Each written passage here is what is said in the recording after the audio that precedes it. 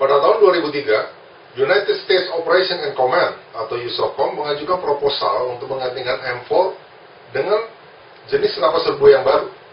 Nah, mereka mengajukan FSK MK16 yang baru-baru ini disetujui MK17. Perbedaannya di kaliber 7,62 mm standar NATO. Persyaratannya berat karena mereka meminta senapan tersebut harus memiliki kemudahan agar operatornya lebih mudah mempelajarinya, sehingga tidak heran beberapa parts yang ada di M4 kita temukan di sini. Contohnya, mag release pada posisi yang sama, fire selector yang sama,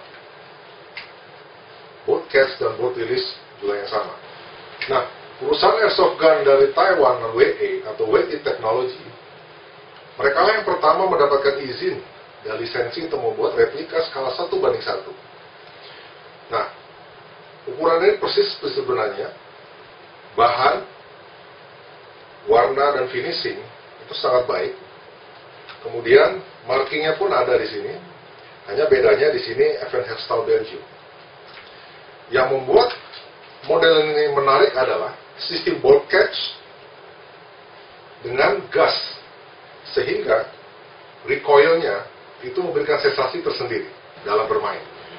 Nah, WE sangat berambisi sekali menjadi firma yang pertama memiliki gas system dari beberapa model senapan serbu atau senapan yang lainnya. Nah, keuntungan dari memiliki produk WE adalah magazine ini sama dengan untuk model M16, PDW, dan M85.